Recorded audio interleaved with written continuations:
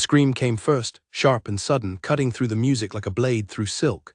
Evelina Hartley barely had time to turn before the horse crashed into the carriage beside her, its eyes wide with panic, its hooves striking sparks against the cobblestones. She threw herself sideways, but the wheel caught her leg and spun her hard into the iron railing outside Ashworth Manor. Pain exploded through her body, white and blinding, and for a moment the world tilted and went silent. She had only come to deliver a gown, that was all. A simple errand, slipping through the side streets with a parcel wrapped in brown paper, her employer's finest work meant for a lady who would never know the seamstress's name. Evelina was used to being invisible. She preferred it that way. Invisible people did not draw trouble. Invisible people survived. But now, lying on the cold stone with her leg twisted beneath her and blood soaking through her worn stockings, she was anything but invisible. Carriages rattled to a stop. Voices rose in alarm. Somewhere above her, candlelight spilled from tall windows, and the sound of a string quartet drifted faintly into the night, oblivious to the chaos below. She tried to push herself up. Her arms shook. The parcel had fallen from her hands and rolled into the gutter, the gown inside ruined by mud and rain water. She thought of her employer's fury, of the wages she would lose, of the rent she could not pay if she was dismissed. That fear, sharper than the pain in her leg, pushed her forward. She had to stand. She had to finish the delivery. She had to prove she was still useful. Evelina staggered toward the servants' entrance at the side of the grand house, one hand pressed against the wall to hold herself upright. Each step sent a fresh wave of agony through her leg, but she gritted her teeth and kept moving, counting the stones beneath her feet just to stay conscious. The door was close. If she could only reach it, she could hand the ruined gown to someone, explain what happened, and slip away before anyone noticed the seamstress girl bleeding on the finest doorstep in the city. She never reached the door. Her vision blurred, the edges of the world folding inward like paper curling in flame. The last thing she remembered was the enormous oak doors of the ballroom swinging open just as her knees gave way beneath her. She fell not into the shadows of the servants' passage, but directly into the golden light of the ballroom itself, where 100 guests turned at once to see a bleeding, ragged girl collapse across the polished floor. Gasps rippled through the crowd. A woman shrieked and stepped back, clutching her pearls as though the sight itself might be contagious. Somewhere a glass shattered. The musicians faltered, their bows dragging to a stop mid-note. And in the sudden, terrible silence, all eyes turned toward the man standing near the head of the room, the one person whose opinion could make or ruin every soul in attendance. Duke Alaric Ashworth did not move for the space of a single heartbeat. He was a tall man, broad-shouldered, with dark hair swept back from a face that rarely showed emotion. He had hosted this gathering only because tradition demanded it, not because he enjoyed the company of nobles who smiled at him while calculating his fortune behind their eyes. He had spent the evening standing near the windows, arms folded, watching the dancing with the detached patience of a man counting the minutes until he could retire to his study.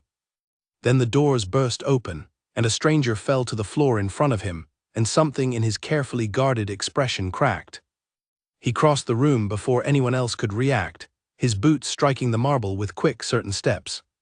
The guests parted for him instinctively, the way water parts for a ship's hull, murmuring in confusion as their host knelt beside a servant girl none of them recognized.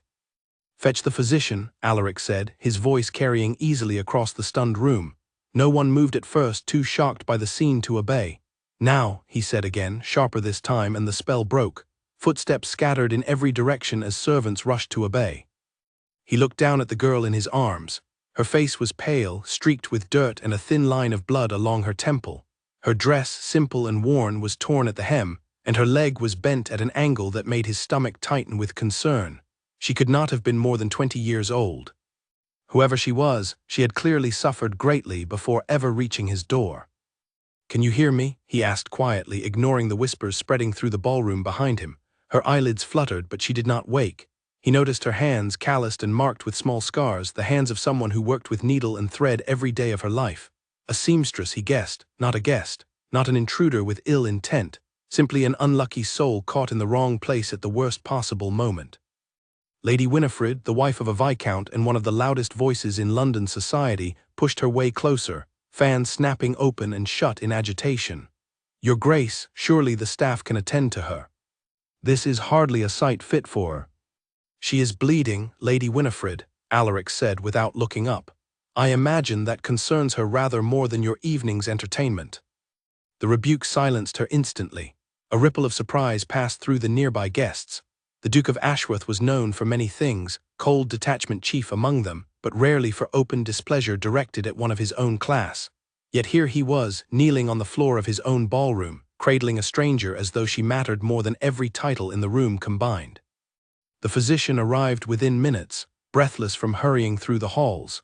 He examined the girl's leg carefully, his fingers probing with practiced gentleness while Alaric held her steady. "The bone may be fractured," the physician said. "She needs rest, and she needs it now away from this crowd." Alaric did not hesitate. He lifted her carefully into his arms, ignoring the audible gasps that followed the motion, and carried her from the ballroom himself rather than summon a footman for the task. Her head rested against his shoulder, her breathing shallow but steady, and something about the weight of her, so light, so fragile, stirred a feeling in him he could not immediately name. He carried her up the grand staircase, past portraits of ancestors who had never once shown such open concern for a stranger, and into one of the smaller guest chambers near his own private wing. He laid her gently upon the bed, arranging the pillows beneath her injured leg exactly as the physician instructed, and stood back only when there was truly nothing more for him to do. "Who is she?" the physician asked, unwrapping his instruments. "I do not know," Alaric admitted. He studied her face again, searching for some flicker of recognition, and found none, and yet something about her felt familiar, though he could not place why. Downstairs the ball resumed with forced cheer, though the guests spoke of little else for the rest of the evening. Whispers spread from group to group, growing more elaborate with each retelling. Some claimed she was a spurned lover come to disrupt the party. Others insisted she was a thief caught trying to steal silver. A few, more perceptive than the rest, simply noted the way the Duke had looked at her and wondered what it meant. Alaric remained upstairs long after the physician finished his work, standing near the window of the guest chamber, watching the girl's chest rise and fall with each breath. The physician had bandaged her leg and given her something for the pain, assuring him she would likely sleep through the night. Still, Alaric found himself reluctant to leave. It was not pity that kept him there, though he told himself it was. Pity did not explain why he studied the curve of her jaw, or the way her dark hair had come loose from its pins and spilled across the pillow like ink across parchment. Pity did not explain the strange tightness in his chest each time her breathing hitched, or the relief that flooded through him when it steadied again. He thought of his mother, gone 3 years now, and the way she used to say that true character revealed itself not in grand gestures but in small, unnoticed moments. This girl had been trampled in the street, injured and afraid, and still she had tried to complete her errand rather than abandon her duty. There was something in that persistence he recognized, something that reminded him uncomfortably of himself in the years after his father's death, when duty had been the only thing keeping him upright. His steward, a steady man named Edmund Carow who had served the family for over a decade, found him there near midnight, still standing by the window. "Your Grace," Edmund said carefully, "the guests are asking after your return." "Let them ask," Alaric replied. Edmund glanced at the sleeping girl, then back at his employer, a flicker of concern crossing his features. "May I ask what you intend to do with her once she wakes?" Alaric considered the question longer than he expected to. "I intend to make certain she recovers," he said finally. "Whatever happened to her tonight happened because of a horse that bolted outside my own home. I will not have it said that Ashworth Manor turned away someone injured at its very doorstep." It was a reasonable answer, the kind of answer any man of honor might give. And yet Edmund noted, though he wisely said nothing aloud, that his employer's eyes had not left the girl's face even once during the entire conversation. The night wore on. The last of the guests departed sometime after 2 in the morning, their carriages rattling away into the darkness, carrying with them enough gossip to fuel London's drawing rooms for weeks. The great house grew quiet, the candles burning low, the servants retreating to their own rest. Still Evelina slept, unaware of the storm her collapse had stirred, unaware of the man who had carried her through his own ballroom in front of 100 watching eyes, unaware that her life, so carefully ordinary until this night, had just been irrevocably changed. Alaric finally left her side only when dawn began to lighten the sky, instructing the household staff to send for him the moment she woke. He walked the quiet corridors back to his own chambers, his mind returning again and again to the image of her falling through his ballroom doors, fragile and unexpected, like fate itself deciding to interrupt the careful order of his life. He did not yet understand what had taken root in him that night. He only knew that something had shifted, some old and guarded part of himself stirring awake after years of careful stillness. And though he would have denied it fiercely if anyone had asked, some quiet corner of his heart already understood that nothing in Ashworth Manor would ever return entirely to the way it had been before.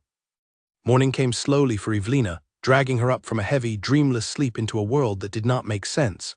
The first thing she noticed was softness, an unfamiliar softness beneath her body that her narrow cot at home never provided.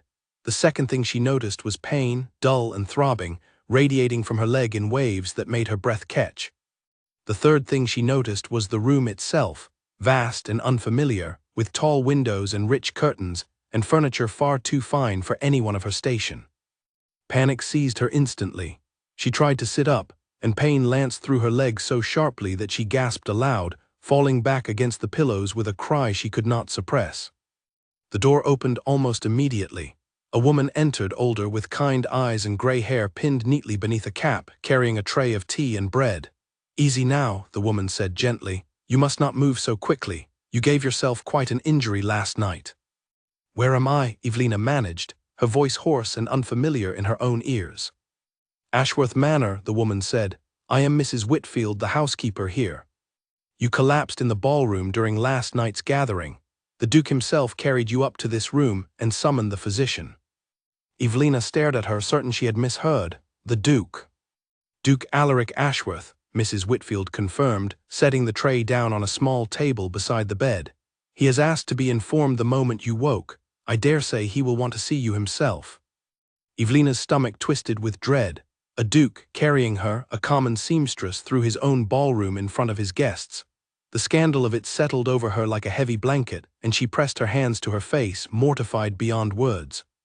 Whatever kindness had been shown to her last night would surely turn to disdain once the household understood exactly who she was, and exactly how little she belonged in a place like this.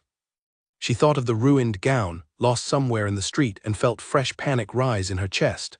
Her employer would dismiss her the moment she learned what had happened. Without that position, Evelina had nothing, no income, no means to pay the rent on the small room she shared with her aging aunt, no way to survive the coming winter. She had to leave. She had to explain, apologize, and find some way to return to her ordinary life, before the Duke's kindness turned into something far more complicated, before the whispers she could already imagine spreading through London society reached ears that could ruin her entirely. But when she tried to rise from the bed, her leg gave out beneath her, and she nearly collapsed a second time before Mrs. Whitfield caught her by the shoulders and guided her firmly back onto the pillows. "You are going nowhere, child," the housekeeper said, not unkindly, "until that leg has healed enough to carry you. The Duke has given clear instructions.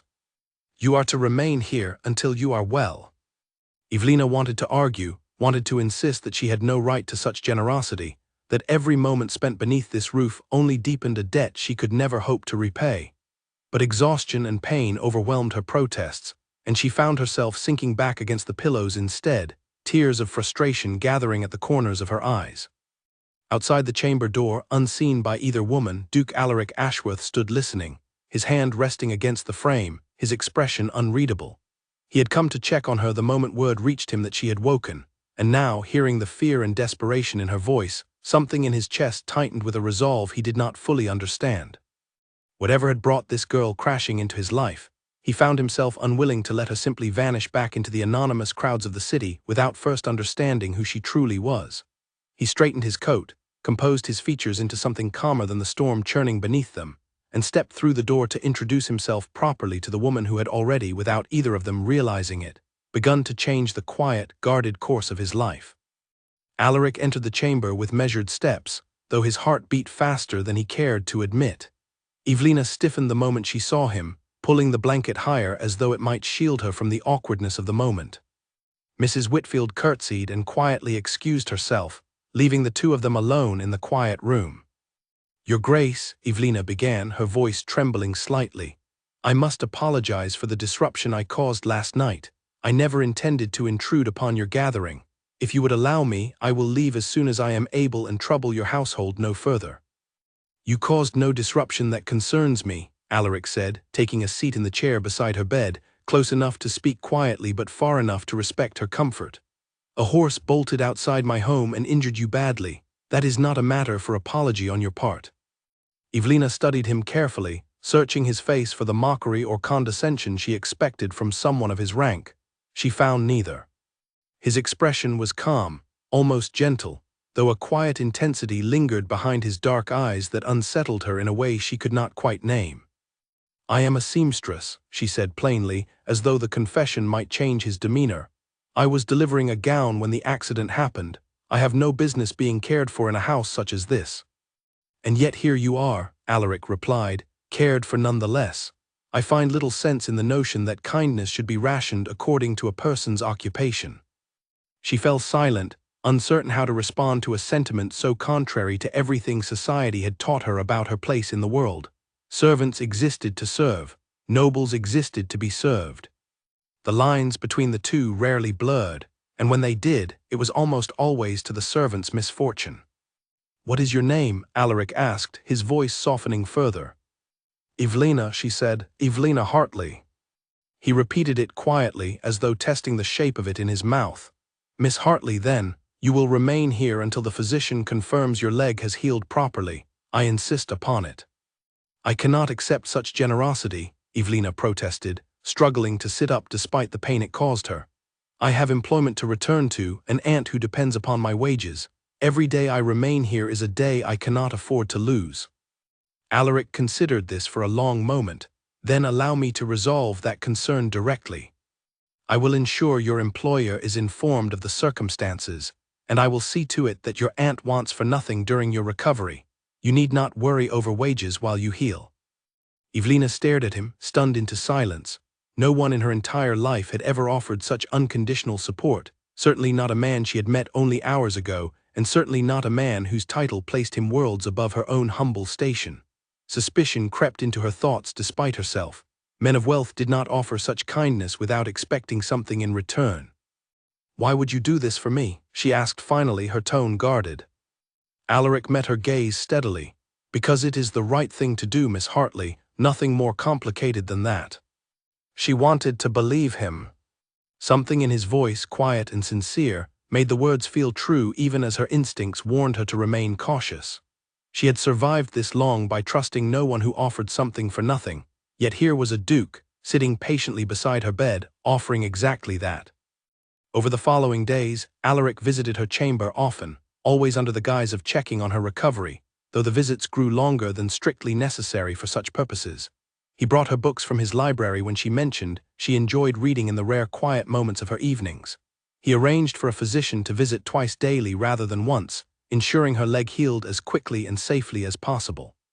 He even, on one particularly memorable afternoon, brought her a small bundle of fabric scraps from the household's mending supplies, remembering offhand that she had once mentioned missing the familiar comfort of needle and thread. Evelina found herself looking forward to his visits more than she cared to admit. He spoke to her not as a servant to be tolerated, but as an equal whose thoughts and opinions genuinely interested him.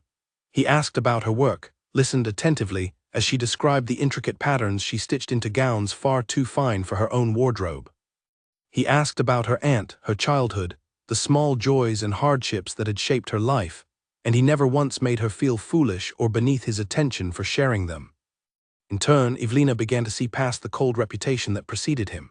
The household staff spoke of their master in hushed, careful tones, describing him as distant, guarded, a man who rarely smiled and never lingered in conversation longer than duty required.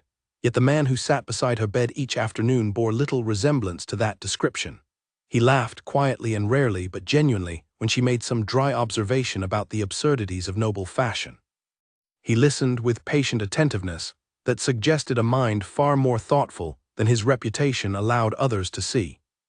"You are not at all what I expected," she admitted one afternoon, nearly a week into her recovery, as sunlight filtered through the tall windows and warmed the room around them. "And what did you expect?" Alaric asked, a faint curve touching the corner of his mouth. "Someone colder," she said honestly. "Someone who would have had me removed from his home the moment I regained consciousness, rather than sitting beside my bed asking after my opinions on poetry. Perhaps I am simply better at hiding my true nature than most people realize," he said, though there was no malice in the words, only a quiet honesty that surprised her. Or perhaps, Evelina countered, the nature everyone else sees is the disguise, and this is closer to the truth. Alaric said nothing for a long moment, studying her with an expression she could not quite decipher. Perhaps, he agreed finally, his voice quieter than before. The days passed in this manner, filled with quiet conversation and the slow, careful mending of Evelina's injured leg. She grew stronger with each passing morning, the physician noting her remarkable resilience with evident satisfaction. Yet as her body healed, something else within her seemed to grow more fragile, more uncertain, as she found herself caring for the Duke's company in ways she knew she should not allow. She reminded herself constantly of the impossible distance between them, the title that separated their worlds as surely as any wall. Dukes did not fall in love with seamstresses. Whatever kindness Alaric showed her now would surely fade once her leg healed, and she returned to her ordinary life, leaving this strange, brief interlude behind as nothing more than a peculiar memory. And yet, each time he entered her chamber, each time his dark eyes settled on her face with that quiet, careful attention, Evelina found it harder and harder to convince herself that his interest was born purely of duty or guilt over the accident outside his home. Below stairs, the household staff had begun to notice the pattern of his visits as well, and their whispered speculation grew louder with each passing day. Mrs. Whitfield noticed it first, the way the Duke's schedule seemed to bend itself around the hours he spent in the guest chamber. Meetings that once consumed his mornings now ended earlier. Correspondence that once occupied his afternoons was delegated to Edmund Carra with unusual frequency. The housekeeper said nothing to her employer directly, for it was not her place to question him, but she watched with growing curiosity as the master of Ashworth Manor grew visibly lighter, visibly more present, in the weeks following the accident that had brought a stranger into his home. The younger servants were far less discreet in their observations. In the kitchens, where gossip traveled faster than any letter, the maids speculated endlessly about the mysterious seamstress upstairs and the Duke who seemed unable to stay away from her chamber. "He never once visited the guests who stayed overnight after the ball," remarked one young maid named Charlotte, scrubbing pots with more enthusiasm for conversation than for cleanliness. "Not even Lord Pembroke's daughter, and everyone knows he was meant to consider her for marriage." "Perhaps he has found someone else worth considering," replied another maid, Margaret, with a knowing smile. "A seamstress," Charlotte scoffed, though her tone carried more curiosity than disdain. "His Grace courting a common seamstress, the ton would never allow it." "The ton does not decide who a man's heart chooses," Margaret said simply, "only who society permits him to marry." Word of the household speculation eventually reached beyond the walls of Ashworth Manor, as such things inevitably did. A visiting cousin, invited to tea one afternoon, mentioned overhearing the staff's whispers to a friend, who mentioned it to another, until the rumor spread through London's drawing rooms like ink spreading through water, growing more elaborate and more scandalous with each retelling. Evelina remained blissfully unaware of the whispers circulating beyond her chamber walls for the first several days, too consumed by her own recovery and the unexpected comfort of Alaric's company to consider the wider consequences of their growing closeness. It was Mrs. Whitfield, in a rare moment of candor, who finally brought the matter to her attention.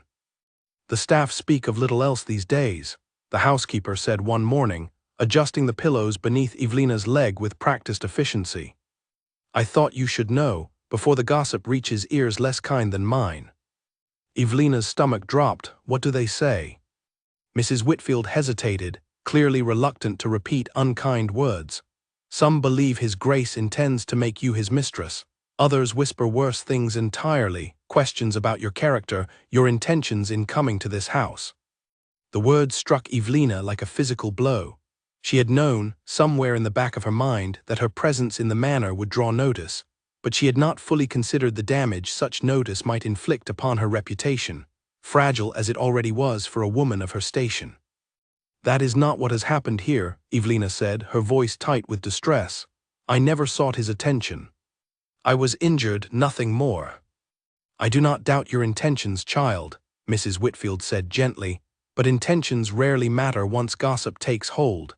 You would do well to consider how this appears to those who do not know the truth of it."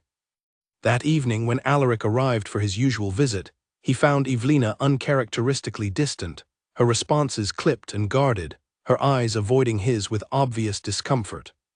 Have I offended you in some way? He asked, genuine concern evident in his tone. I have heard what the household says of us, Evelina admitted finally, unable to bear the pretense any longer. They believe I have come here to seduce my way into your favor, to secure a position far above my station through improper means. I cannot allow such rumors to continue, Your Grace. I must leave this house before my presence causes further damage to both our reputations. Alaric's expression hardened, though not with anger directed at her. Let them gossip, he said firmly. I care little for the opinions of those who judge without understanding. You have done nothing improper, Miss Hartley, and I will not have you punished for the idle speculation of servants and society alike. It is easy for you to dismiss such concerns, Evelina said, frustration finally breaking through her careful composure. Your reputation will survive whatever is said, mine will not. A duke who shows kindness to an injured seamstress is seen as generous. A seamstress who spends weeks in a duke's private chambers is seen as something far less respectable, regardless of the truth. The unfairness of it settled heavily between them, and Alaric found himself unable to argue against the truth of her words, however much he wished he could offer some easy solution. Society's judgments fell unevenly across the divide of class and gender, and no amount of his own goodwill could fully shield her from the consequences of that imbalance. Then I will ensure the truth is known clearly enough that no one can twist it into something ugly, he said finally.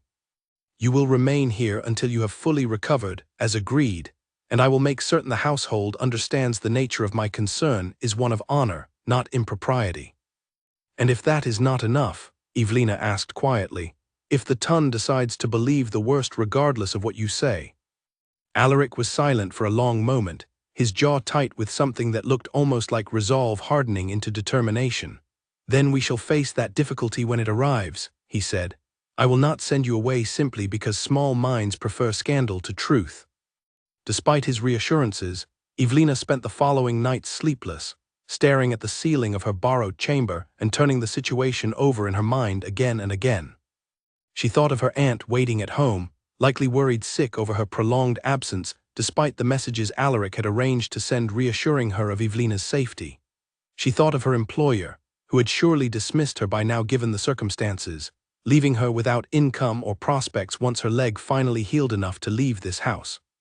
And beneath all these practical concerns lay a deeper, more troubling truth she could no longer deny to herself.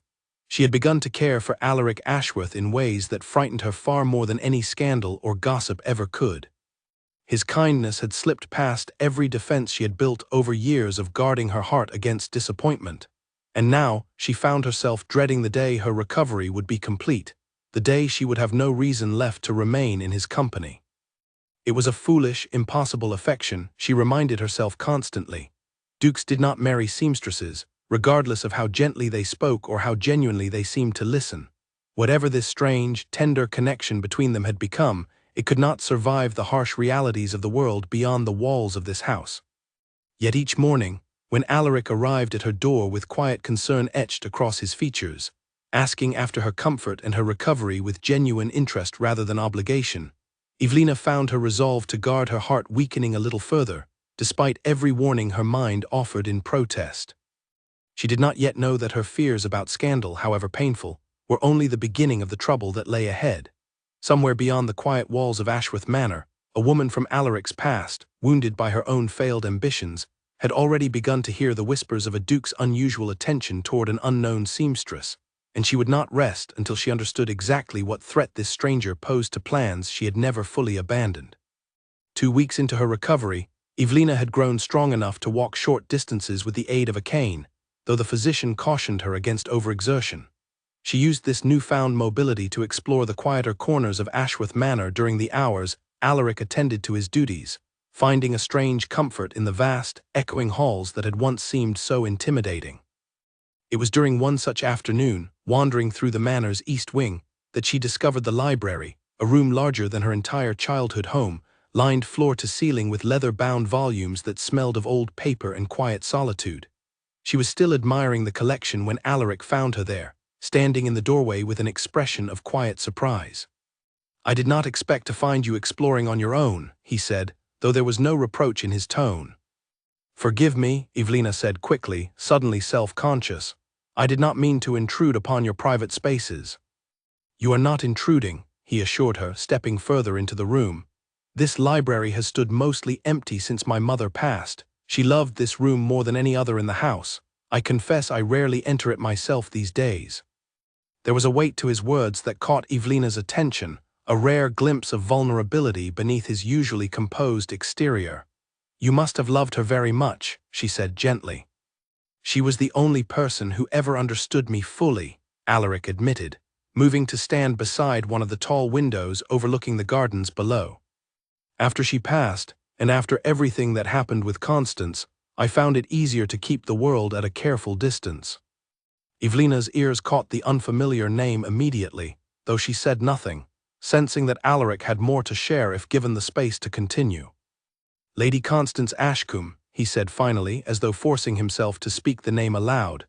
"We were engaged once several years ago. I believed foolishly that she cared for me as I cared for her. I was wrong."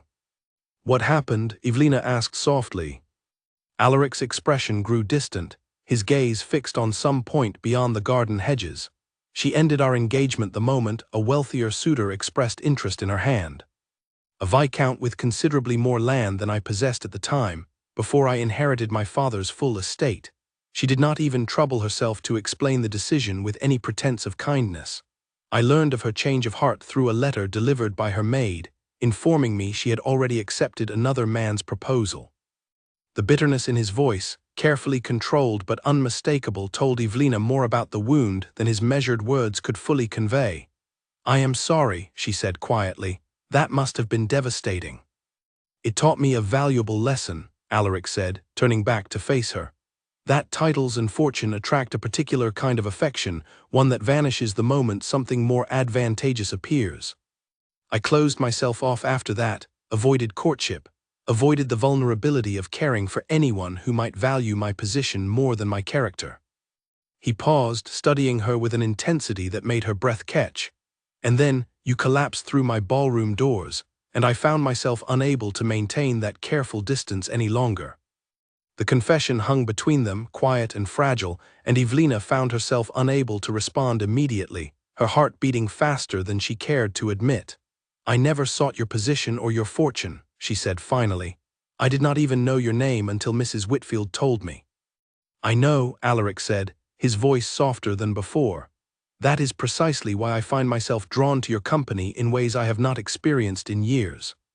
You value nothing about me that could be taken away by a wealthier suitor or a grander title. Whatever regard you hold for me, I believe it is genuine." Evelina's cheeks warmed at the implication behind his words, and she looked away, uncertain how to navigate the sudden intimacy of the moment. "Your Grace, I fear you credit me with more virtue than I deserve. I am simply a seamstress who fell through your doors by accident." "Perhaps," Alaric said, moving closer, "but even accidents sometimes reveal truths we would not otherwise discover." They stood together in comfortable silence for several long moments, the afternoon light filtering through the tall windows and casting warm patterns across the library floor. Evelina found herself acutely aware of his presence beside her, of the careful space he maintained between them despite the evident pull she sensed in his gaze. "May I ask you something?" she said finally, breaking the silence. "Of course. Do you ever regret the caution you built around yourself, the distance you keep from others?" Alaric considered the question seriously before answering. "I did not, until recently. I believed it protected me from further disappointment, but lately I have begun to wonder whether that same caution has cost me more than it has ever saved me." His eyes met hers directly then, and Evelina understood with sudden clarity exactly what he meant to convey. The realization frightened her as much as it thrilled her, for she knew the impossible distance that still separated their worlds, regardless of whatever quiet affection had begun to grow between them. "We should return to your recovery," she said finally, breaking the charged silence before either of them could say something neither was fully prepared to acknowledge aloud. The physician did warn against overexertion. Alaric nodded, though a faint, knowing smile touched his lips as he offered his arm to help steady her injured leg on the walk back to her chamber. "As you wish, Miss Hartley. Though I suspect this conversation is far from finished." Evelina said nothing in response, though her heart continued to race long after they parted ways at her chamber door that evening, her mind replaying every word of his confession, every glance that had passed between them in the quiet library. She was falling for him, she realized with growing alarm, falling in ways that defied every practical warning her mind continued to offer. And somewhere across the city, in a townhouse far grander than Evelina's humble lodgings, but considerably less secure than it once had been, Lady Constance Ashcombe sat before her dressing mirror, listening with growing interest as her maid recounted the latest gossip circulating through London's drawing rooms about the reclusive Duke of Ashworth and the mysterious seamstress who had captured his attention.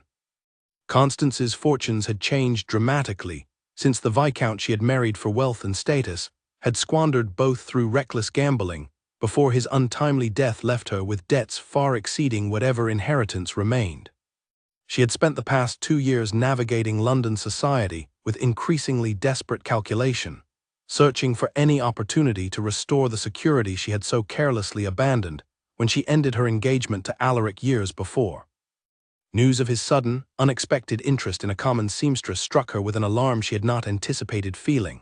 Whatever regret she carried over her past decisions, she had always assumed Alaric remained available should circumstances ever require her to reconsider the path not taken. The thought of losing that possibility to some unremarkable servant girl ignited a cold, calculating fury beneath her carefully composed exterior.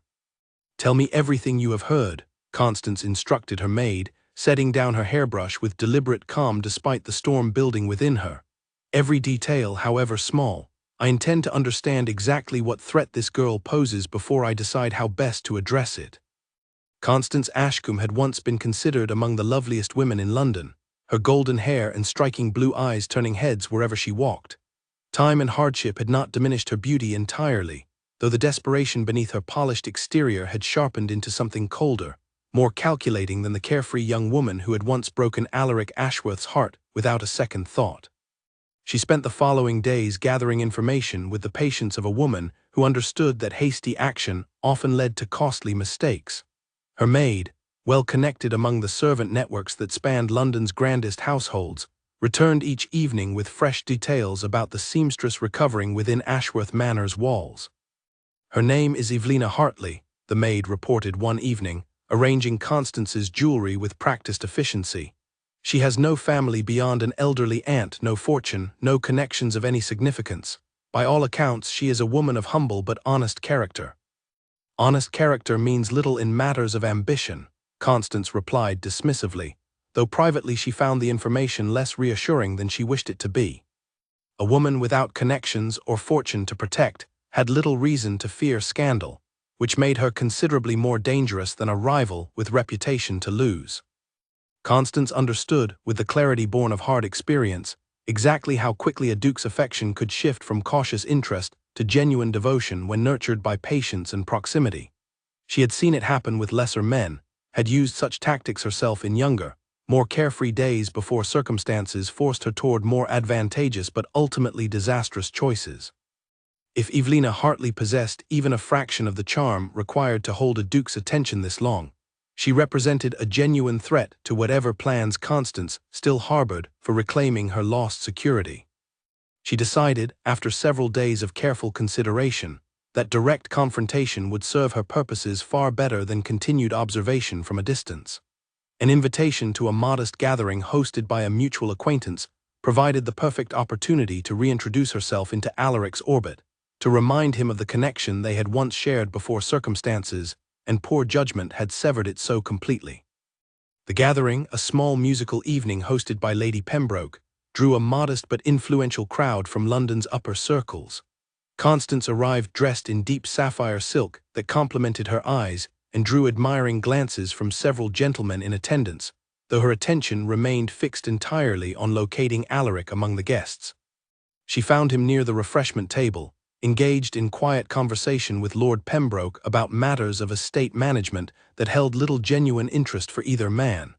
She approached with practiced grace, her smile carefully calibrated to suggest warmth without appearing overly eager. "Your Grace," she said, dropping into a shallow curtsy, "it has been far too long since our paths last crossed." Alaric's expression remained carefully neutral as he acknowledged her greeting, though Constance noted the subtle tension that entered his shoulders at her approach. "Lady Ashcombe, I trust you have been well since your husband's passing." "As well as circumstances allow," Constance replied, allowing a hint of vulnerability to color her tone. "It has not been an easy road navigating widowhood without the security one hopes to enjoy after years of marriage. But I did not seek you out to burden you with my difficulties. I merely wished to renew our acquaintance, if you would permit it." "Our acquaintance ended by your own choosing, Lady Ashcombe," Alaric said, his voice carefully polite but unmistakably cool. "I see little purpose in renewing what was so deliberately severed." The rejection stung more than Constance expected, though she maintained her composed exterior with practiced effort. "I understand your reluctance," she said, "and I do not blame you for it. I made a grave error in judgment years ago, one I have had considerable time to regret. But surely enough years have passed that we might set aside old wounds and consider whether circumstances have changed enough to warrant a fresh perspective." "My circumstances have indeed changed," Alaric replied, "though not in ways that concern you directly." Constance's sharp mind caught the implication immediately, and she pressed further despite the clear discomfort her questions caused him. "I have heard whispers, Your Grace, about a certain seamstress residing within your household. Surely you understand how such arrangements appear to society, regardless of whatever innocent explanation lies behind them." "I do not concern myself with idle gossip," Alaric said, his tone hardening further. "Nor do I owe you any explanation regarding matters within my own household." "Of course not," Constance said quickly, recognizing she had pushed too far too quickly. "Forgive my curiosity. I only worry for your reputation, given how carelessly such situations can be misunderstood by those less generous in their assumptions." Alaric excused himself shortly after, offering only the barest courtesy required by social convention before retreating to another corner of the gathering. Constance watched him go with narrowed eyes, her mind already calculating her next approach with the cold precision of a woman who had learned, through painful experience, that patience and strategy accomplished far more than desperate, hasty action. She would not abandon her pursuit so easily. Whatever affection had grown between Alaric and this seamstress could surely be undermined through careful, sustained effort, particularly given the vast difference in social standing that already worked in Constance's favor. Society would never fully accept a duke's marriage to a common seamstress, regardless of whatever genuine feeling existed between them. Constance intended to ensure that reality became impossible for Alaric to ignore, however painful the process might prove for the unfortunate girl caught in the middle of it. Meanwhile, back at Ashworth Manor, Evelina's recovery had progressed enough that the physician declared her fit to walk without assistance, though he cautioned her to avoid excessive strain for several more weeks. The improvement brought both relief and a fresh wave of anxiety, for it meant the time had nearly arrived when she could no longer justify remaining beneath Alaric's roof.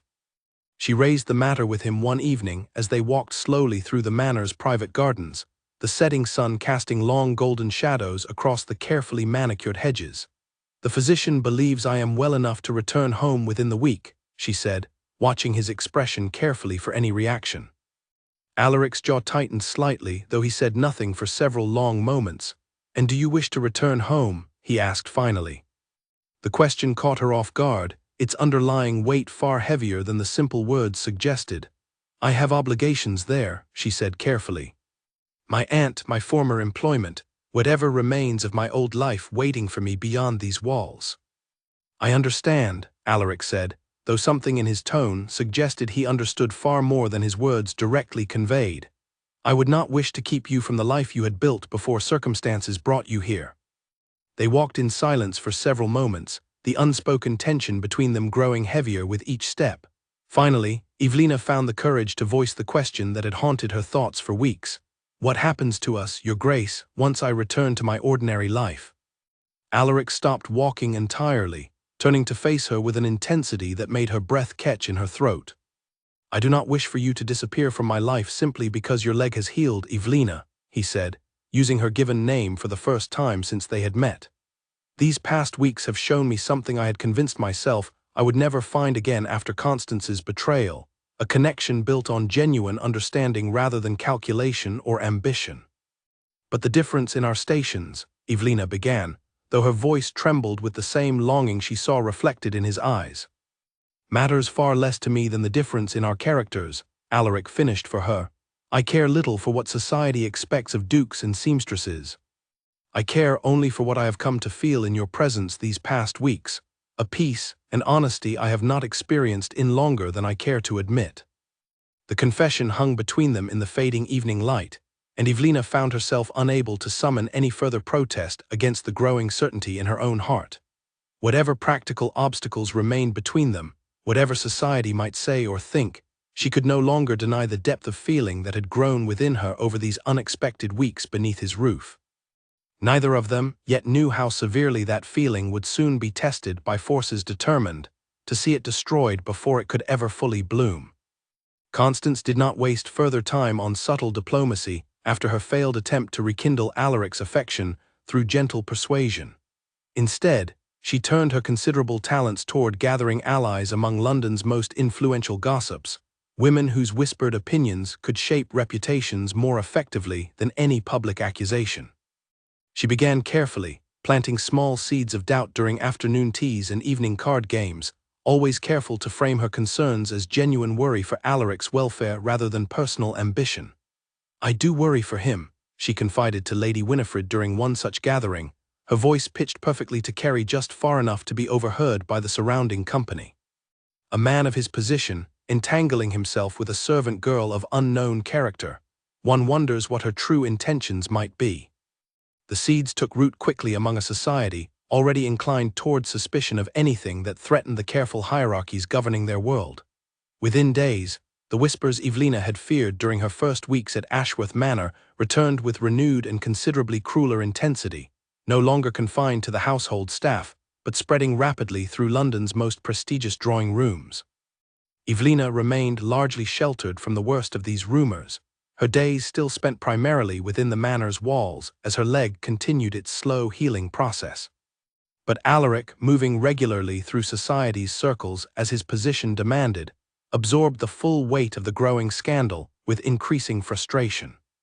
"They speak of nothing else," he confided to Edmund one afternoon, pacing the length of his study with barely contained agitation. "Every gathering I attend, every letter I receive, filled with thinly veiled questions about my intentions toward Miss Hartley. Perhaps it would be wise to consider how best to address the situation directly," Edmund suggested carefully, "before the rumors grow beyond anyone's ability to control them." "And what would you have me do?" Alaric demanded. "Deny an affection I do not wish to deny? Send Miss Hartley away simply to satisfy society's narrow expectations?" Edmund said nothing further, recognizing the futility of arguing against his employer's evident determination. But privately he worried that Constance's campaign, whatever her ultimate motivation, had already caused damage that would prove difficult to fully repair, regardless of how the situation eventually resolved itself. The breaking point arrived nearly 3 weeks after Constance's initial confrontation with Alaric, during a charity function hosted at Lady Pembroke's estate to benefit London's orphan children, an event that drew nearly every notable family within the city's social hierarchy.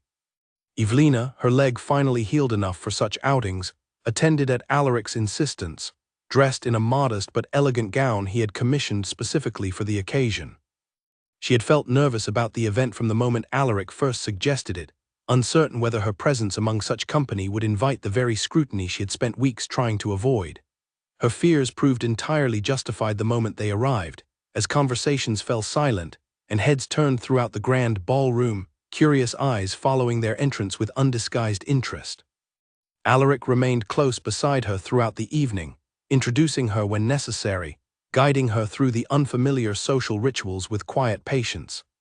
For a while, it seemed the evening might pass without significant incident, the initial curiosity gradually giving way to the ordinary rhythms of polite conversation and quiet music. Then Constance arrived, dressed in striking crimson silk that immediately drew every eye in the room, her entrance timed with deliberate precision to maximize its impact. She surveyed the gathering with practiced calm before locating Alaric and Evelina near the center of the room, and began making her way toward them with unmistakable purpose.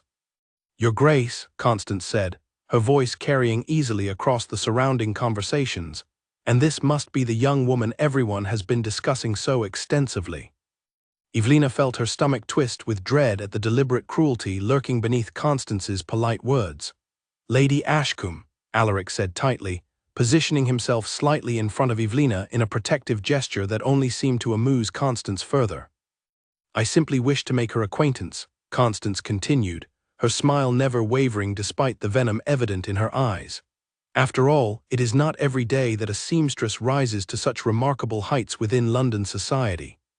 Tell me, Miss Hartley, how exactly did you manage such an impressive transformation from tradesperson to duchess-in-waiting?" The barbed question, delivered loudly enough to draw the attention of nearby guests, struck Evelina with the force of a physical blow. Whispered conversations rippled outward through the ballroom as more guests turned to witness the confrontation unfolding at its center.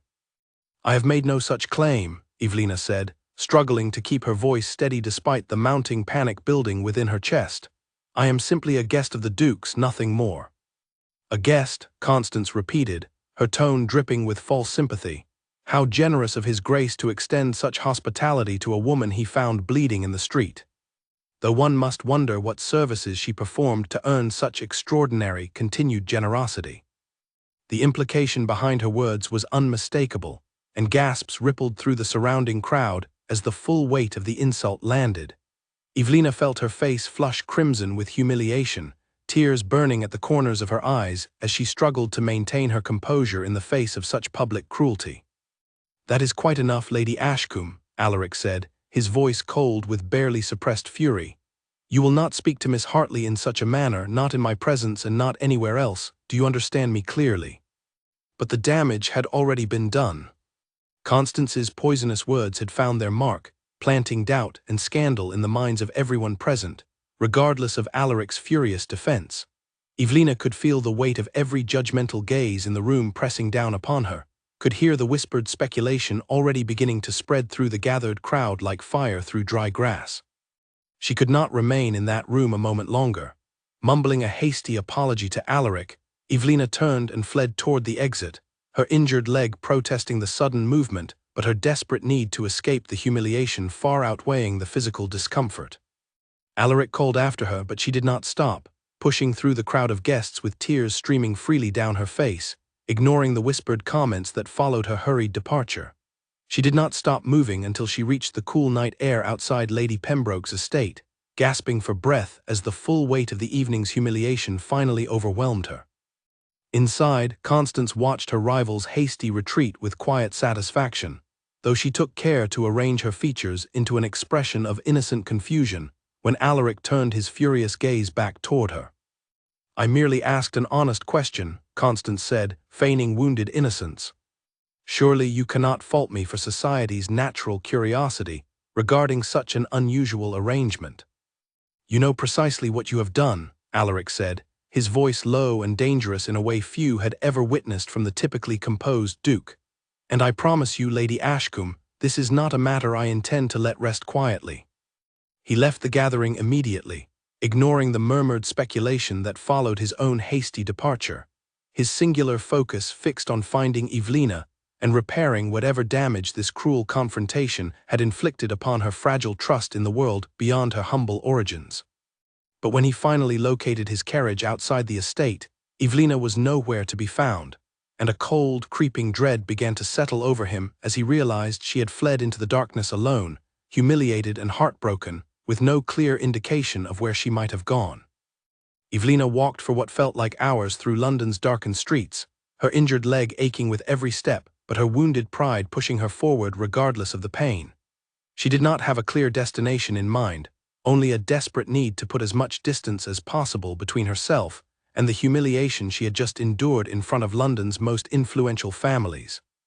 The city at night felt entirely different from the familiar streets she had known before her accident, shadows stretching long and menacing between the gas lamps, unfamiliar sounds echoing from alleyways she would never have dared enter under ordinary circumstances. But her distress overwhelmed her usual caution, and she pressed forward blindly, tears still streaming down her face as Constance's cruel words continued echoing through her mind. She eventually found herself outside her aunt's modest lodgings, the small building looking exactly as she remembered it despite the profound transformation her own circumstances had undergone since she had last stood at this doorstep. She knocked softly, uncertain what explanation she could possibly offer for her prolonged absence or her current state of obvious distress. Her aunt, a small, sharp-eyed woman named Agnes, opened the door within moments, her expression shifting rapidly from surprise to concern as she took in her niece's disheveled appearance and tear-streaked face. "Evelina, child, what has happened to you? I received word you were recovering at some grand estate, but nothing more than that." "May I come in, Aunt Agnes?" Evelina asked, her voice hoarse with exhaustion and lingering distress. "I fear I have made a terrible mess of things, and I do not know how to fix it." Agnes ushered her inside immediately, settling her niece beside the modest fireplace and pressing a cup of warm tea into her trembling hands before demanding a full explanation of the events that had led to her current state. Evelina recounted the entire story haltingly, from the accident outside Ashworth Manor through the growing affection that had developed between herself and the Duke, culminating in the devastating public humiliation she had just endured at Lady Pembroke's charity function. "He has shown me nothing but kindness these past weeks," Evelina said, wiping fresh tears from her cheeks. "But I cannot continue subjecting him to such scandal, Aunt Agnes. Whatever affection exists between us, it cannot survive the weight of society's judgment. I must end this before it destroys us both." Agnes listened patiently throughout the entire account, her expression thoughtful rather than judgmental. "You have always underestimated your own worth, child," she said finally. "Ever since you were small, always assuming the worst opinions others held of you must somehow be true, simply because you lacked the fortune or title others possessed." "This is different," Evelina protested. "This concerns a duke's reputation, an entire household standing within society. I cannot allow my presence to continue causing such damage." "And what of your own happiness?" Agnes asked pointedly. "Does that count for nothing in your calculations?" Evelina had no ready answer for that question, and the two women sat in comfortable silence for several long moments as the fire crackled quietly beside them. Meanwhile, across the city, Alaric had spent hours searching desperately for any sign of Evelina, his carriage traversing street after street, while Edmund made inquiries among anyone who might have witnessed her hurried departure from Lady Pembroke's estate. His frustration mounted with each fruitless hour, compounded by a growing fear that something worse than mere heartbreak might have befallen her during her flight through London's less savory neighborhoods after dark.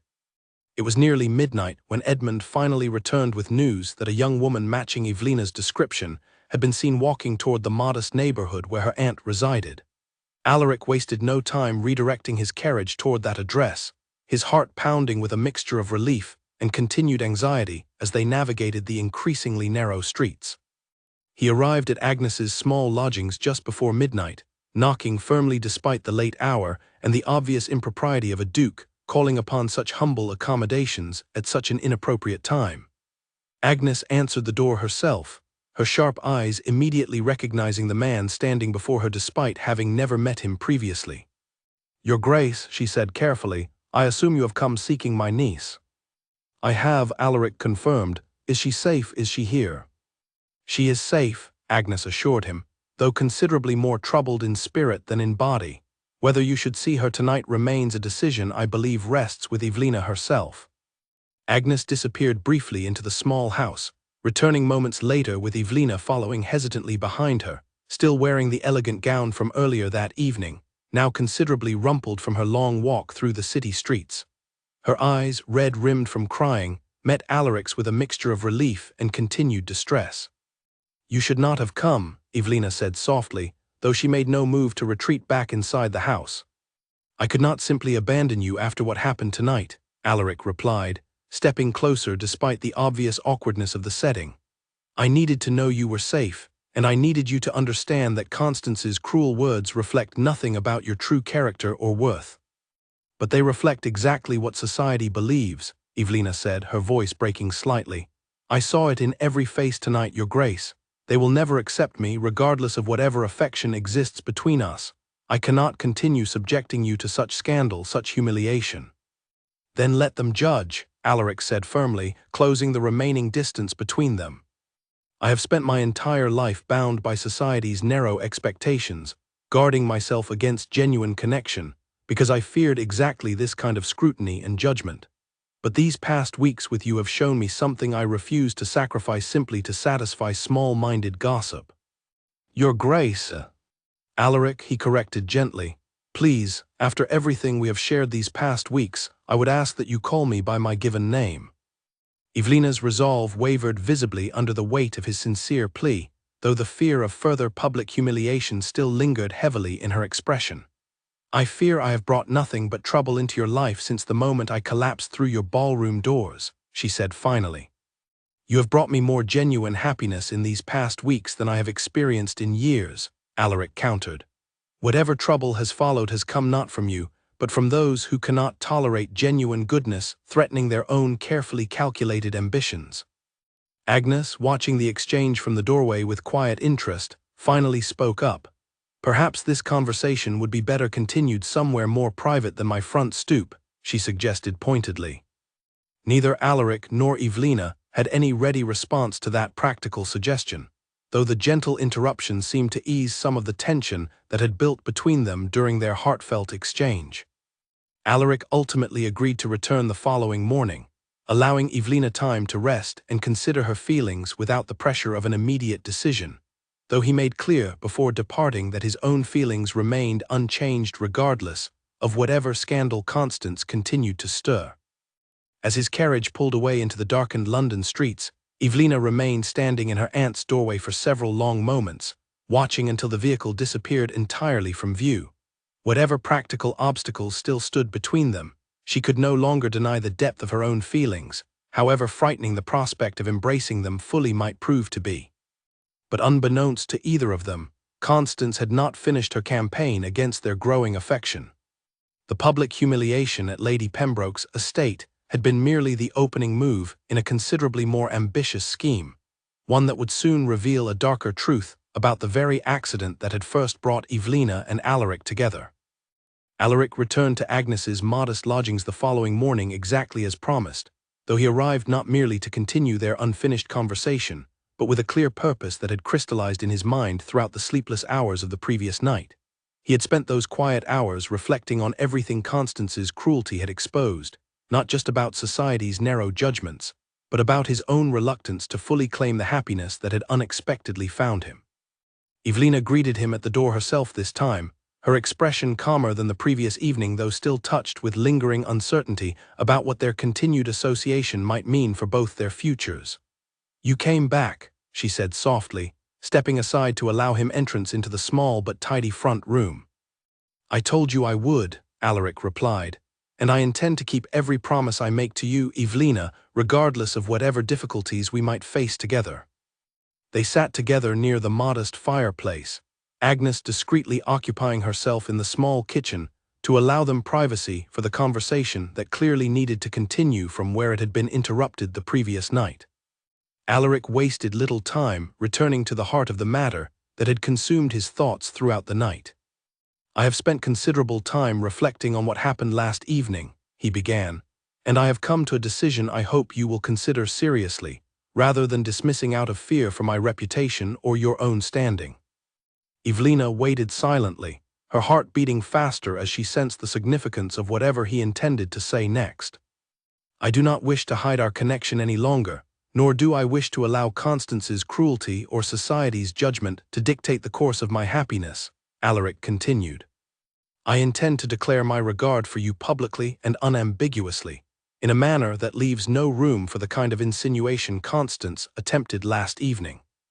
"Alaric," Evelina said, using his given name for the first time, "I appreciate your conviction, truly I do, but such a declaration would only intensify the scandal, not diminish it. Society already whispers about improper arrangements between us. A public declaration would only confirm their worst suspicions." "Then let it confirm the truth," Alaric said firmly. "That I care for you deeply, that I have not felt such genuine connection with another person since my mother's passing, and that I refuse to let fear of gossip prevent me from pursuing the happiness we might build together." Evelina studied his face carefully, searching for any hesitation or doubt behind his determined words, and found none. "You would risk everything, your standing among your peers, the respect of society you have worked to maintain your entire life, simply to defend my honor against Constance's accusations." "I would risk considerably more than that," Alaric said, taking her hand gently in his own. I have already lost more than I care to admit by allowing fear to govern my choices after Constance's original betrayal. I will not make that same mistake twice. Before Evelina could formulate a response to such an overwhelming declaration, a sharp knock sounded at the door, interrupting the intimate moment between them.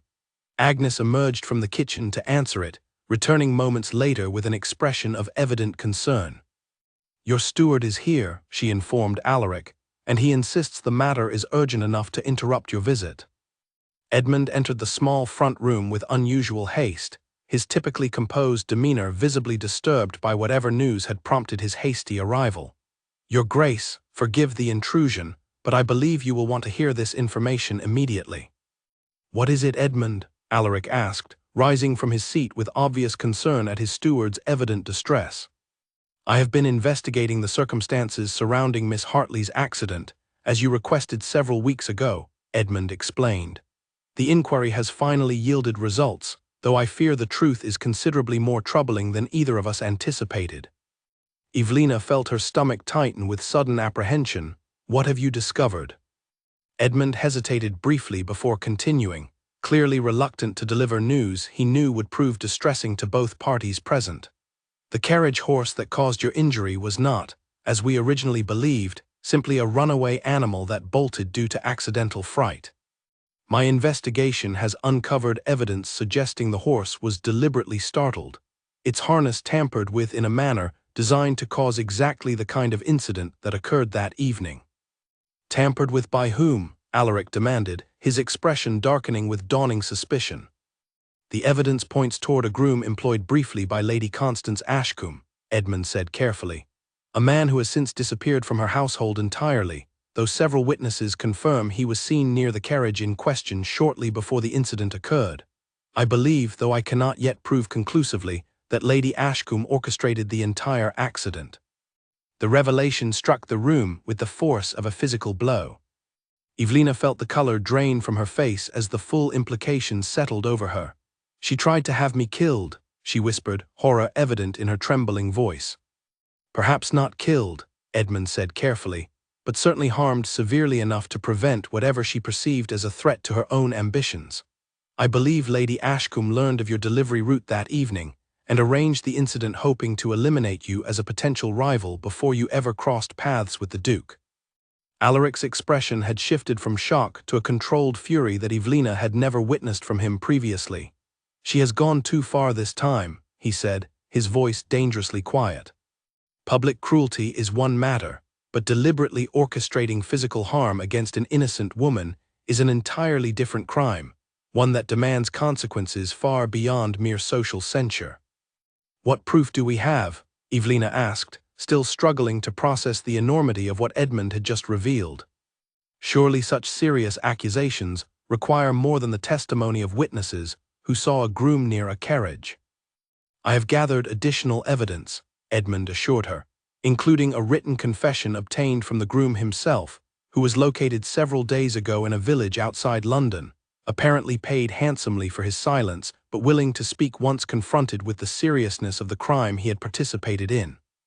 Alaric took the written confession Edmund produced from within his coat, reading through it carefully with an expression that grew darker with each passing line. This is enough, he said finally. Enough to expose Constance's true character to every corner of London society. Enough to ensure she never again threatens anyone's safety through such reckless, calculated cruelty. He looked up at Evelina, his expression softening despite the fury still evident beneath his controlled exterior.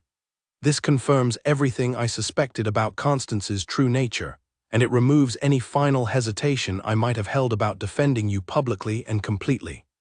She will face consequences for what she has done, and society will finally understand the truth about who among us deserves their respect and who deserves their condemnation. Evelina remained silent for several long moments, absorbing the shocking revelation that her accident had never been mere misfortune, but rather a deliberate act of cruelty orchestrated by a woman consumed by jealousy and desperate ambition.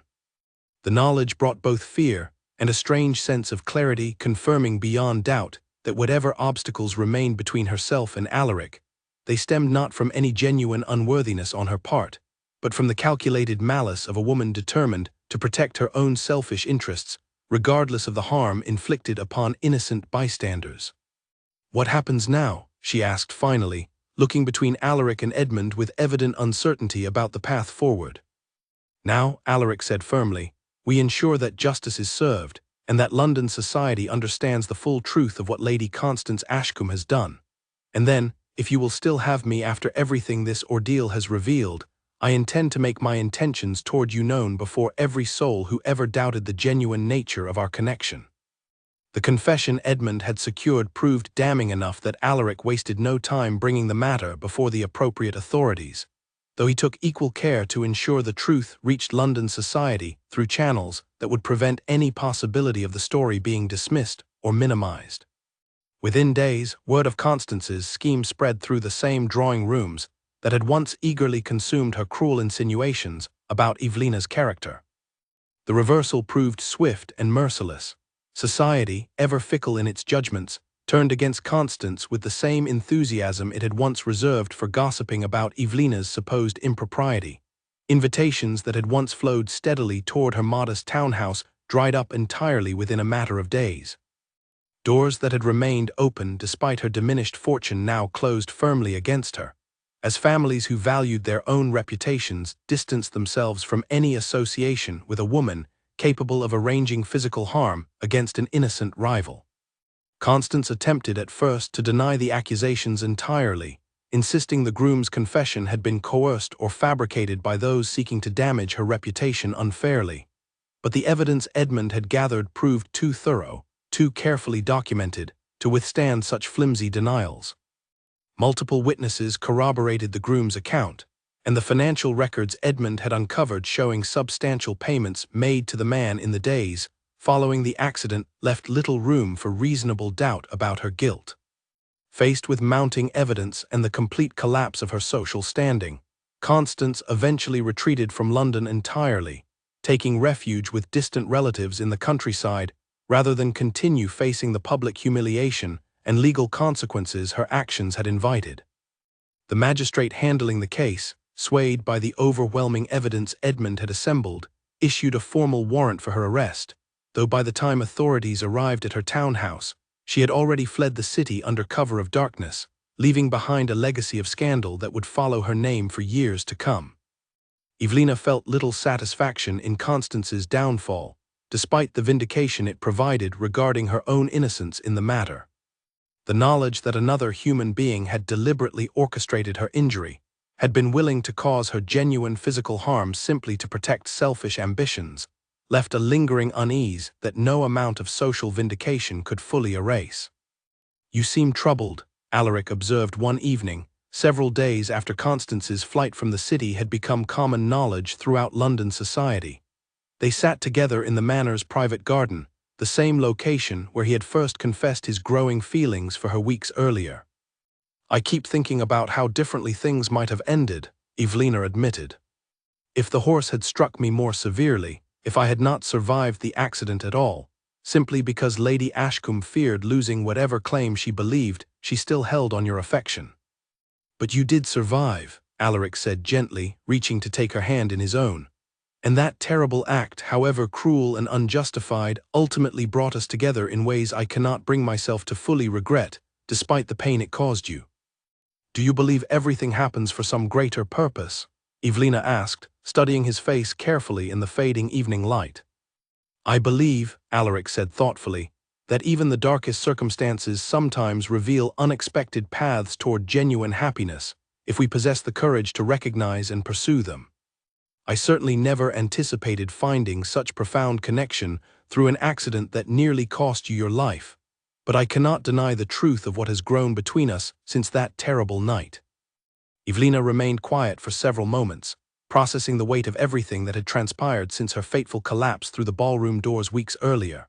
The physical pain of her injury had long since faded into manageable discomfort, but the emotional journey that had followed, from fear and uncertainty through growing affection and devastating public humiliation to eventual vindication, had transformed her in ways she was only beginning to fully understand.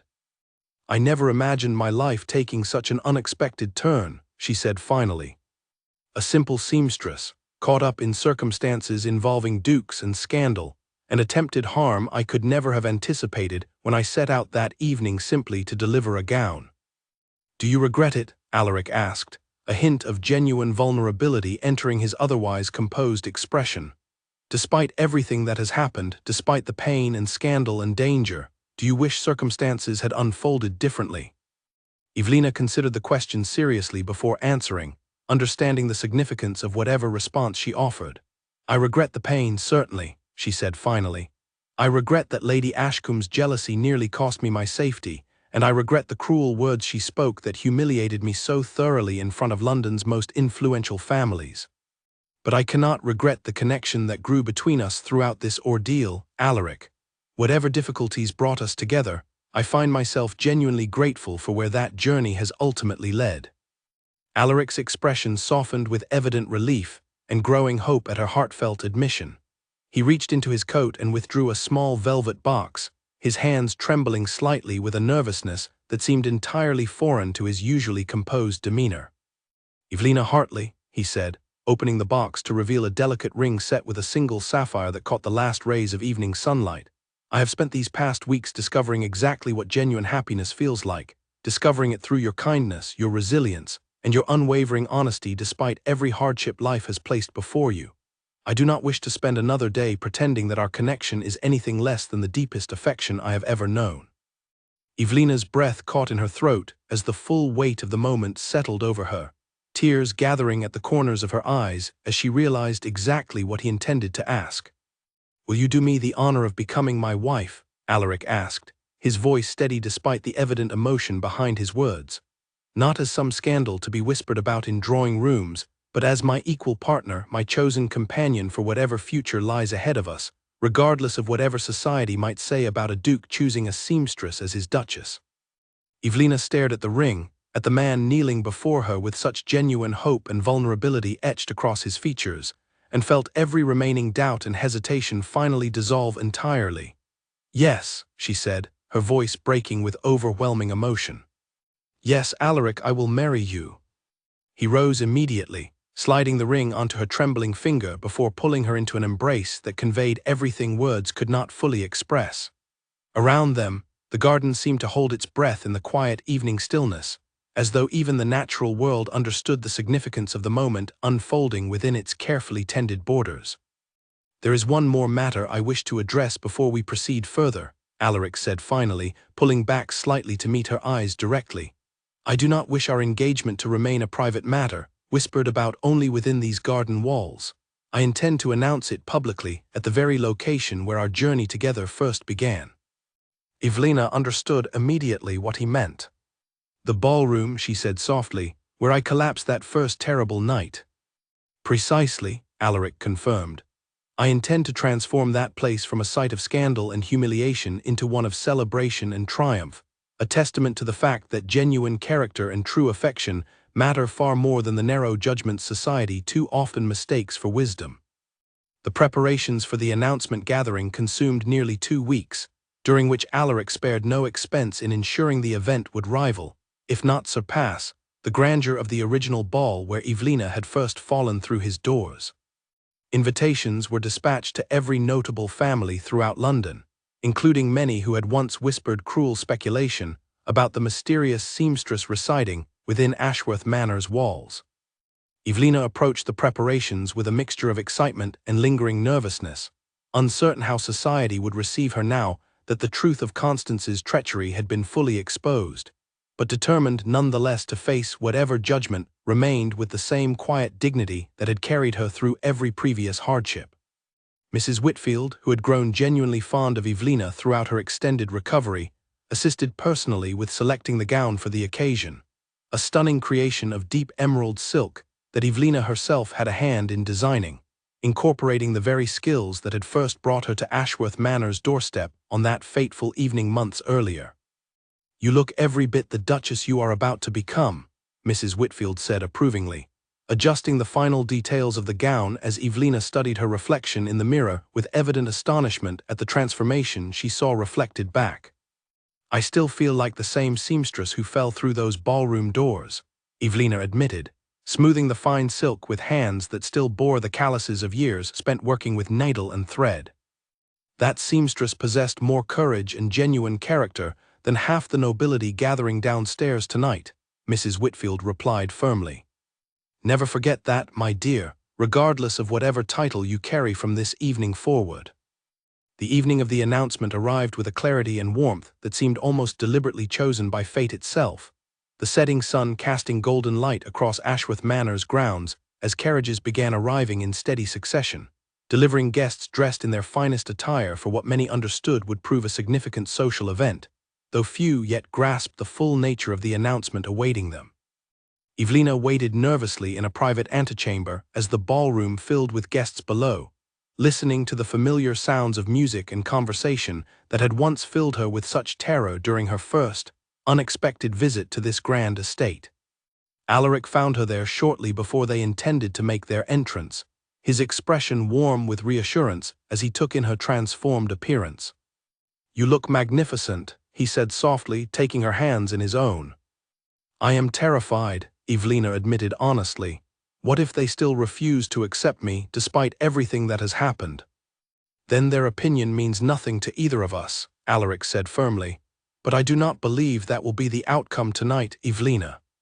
The truth of Constance's treachery has already reshaped how society views you, and I intend to ensure that transformation continues through tonight's announcement."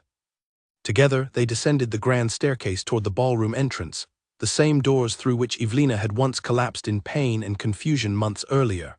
This time, however, she entered standing tall and confident, her hand resting securely within Alaric's own, her posture radiating a quiet strength that immediately drew every eye in the crowded room. Conversation fell silent as they entered, guests turning with evident curiosity to witness their host's arrival alongside the woman whose presence had generated so much speculation and scandal throughout the preceding months. Alaric led Evelina to the center of the ballroom, the exact spot where she had fallen that first terrible night, and raised his voice to address the assembled crowd with quiet but unmistakable authority. "Many of you gathered in this very room several months ago, when circumstances brought Miss Evelina Hartley crashing unexpectedly into my life," he began, his voice carrying clearly across the attentive crowd. "Some of you witnessed unfounded rumors spread about her character, cruel speculation orchestrated by a woman whose own treacherous actions have since been fully exposed. Tonight, I wish to correct whatever misconceptions those rumors may have created, and to announce with pride and genuine joy that Miss Hartley has agreed to become my wife." Gasps and murmurs rippled through the crowd, though the reaction proved considerably warmer than either Alaric or Evelina had dared hope for, many guests offering genuine smiles and murmured congratulations rather than the disapproval Evelina had feared throughout the preceding weeks. "I understand this union defies certain expectations regarding station and title," Alaric continued, "but I have learned through recent difficult circumstances that genuine character matters infinitely more than birth or fortune.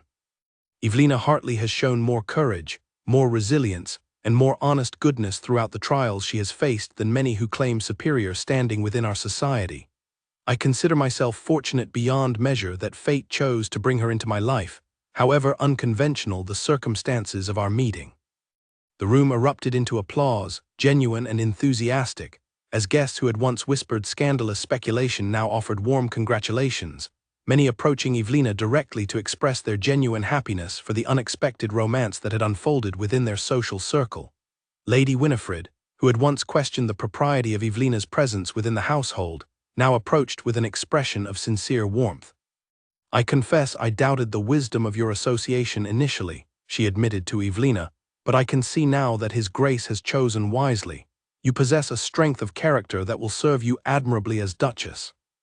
Evelina accepted the congratulations with genuine gratitude, though her attention remained primarily focused on Alaric throughout the evening, marveling at the profound transformation her life had undergone since that fateful accident had first brought them together. The pain and humiliation of the intervening months had tested her resolve severely, but standing now in the very ballroom where her journey had begun, surrounded by well-wishers rather than whispered scandal, she felt only profound gratitude for the unexpected path fate had chosen for her.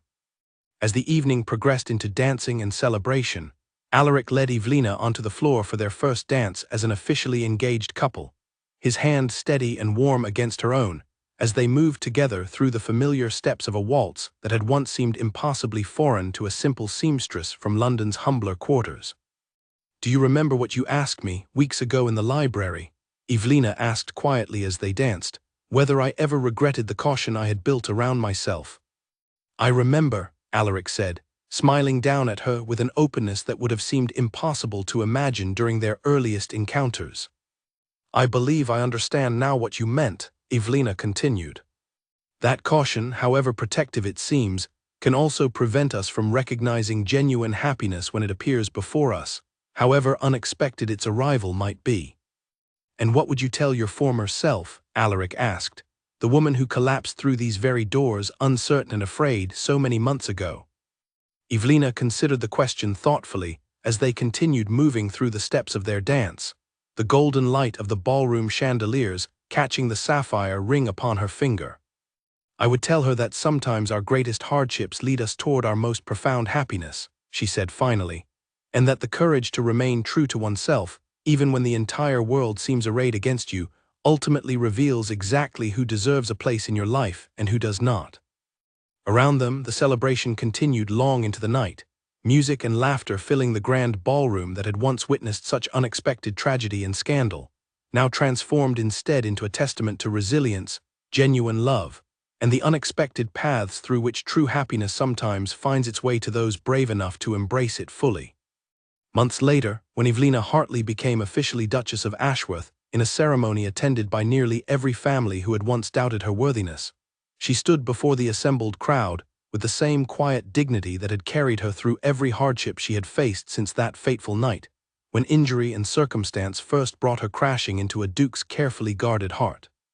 She had entered his world as a broken, frightened stranger, but she left that chapter of her story as exactly what she had always been beneath the humble circumstances of her birth, a woman of genuine courage, resilience, and character worthy of whatever title or happiness fate ultimately chose to bestow upon her.